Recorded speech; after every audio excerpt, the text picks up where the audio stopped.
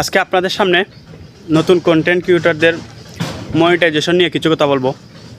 আপনারা জানেন ফেসবুক বিগত 2 মাস গণহারে সবাইকে কম ফলোয়ার বেশি ফলোয়ার না দেখে সবাইকে মনিটাইজেশন দিয়েছে এবং তারা আবারও মনিটাইজেশন দেবে, চলতি মাসেও দেবে এবং 31 তারিখের পরেও দেবে।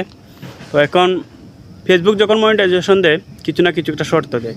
তো এখন দেখা যাচ্ছে যে আমরা যে পিকচার আপলোড করি তার মধ্যে অনেক ভিউ অনেক এনগেজমেন্ট বেশি থাকে। তো আপনারা সবসময় বেশি বেশি ফটো আপলোড দেওয়ার চেষ্টা করবেন এবং লম্বা ভিডিও বানাবেন এবং রিলস ভিডিও করবেন। তাছাড়া একটু লাইভ করার চেষ্টা করবেন, কারণ লাইভের ফলে আপনার আইডির মধ্যে যে কোনো ধরনের প্রবলেম তা অনেকটাই সলভ হয়ে যায়। তো তাছাড়া আপনারা সবাই চেষ্টা করবেন একে অপরের পাশে থাকার এবং একে অপরের সাথে একটু ভালো সম্পর্ক রাখার, কারণ ফেসবুক যে কোনো স্বার্থের বা শর্তের উপরেই মনিটাইজেশন দিয়ে থাকে। তো আপনারা যখন যে আপডেট আসে তখন তা জানতে পারবেন।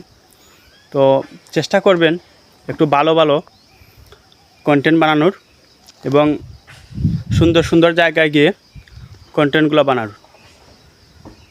অন্যের দিকে না তাকিয়ে অন্যের বুয়ানি নিউজে কান না দিয়ে নিজের মতো করে টাইম মেনটেন করে ভিডিও আপলোড করুন এবং মনিটাইজেশন যেহেতু সবাই পেয়েছে ইনশাল্লাহ আপনিও পাবেন।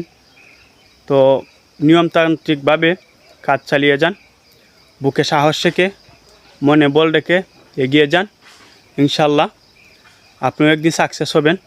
তো পরবর্তী আপডেট যদি আসে আপনাদেরকে জানাবো।